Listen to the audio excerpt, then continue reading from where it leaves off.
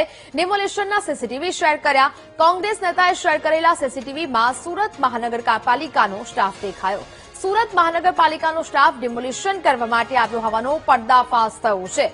જયંત રામજીવાલા, સુજલ પ્રજાપતિ અને એસઓજીનો સ્ટાફ સીસીટીવીમાં દેખાયો। એસએમસી અને પોલીસ વિભાગની સાંઠગાંઠથી ડિમોલિશન થયું હોવાનો આરોપ છે તે લગાવવામાં આવ્યો છે। પોલીસે સ્થાનિકો પાસે મકાન ખાલી કરાવ્યું હોવાનો પણ આરોપ લગાવવામાં આવ્યો છે।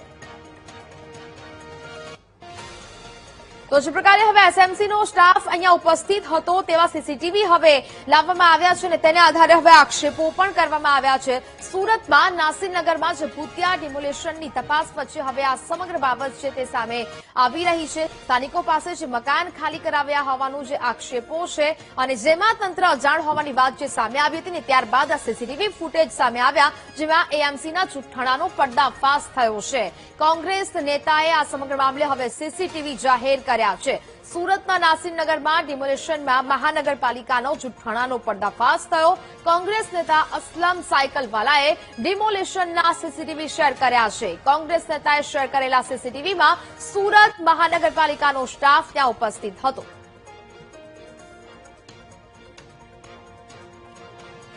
તો સુરતમાં નાસિરનગરમાં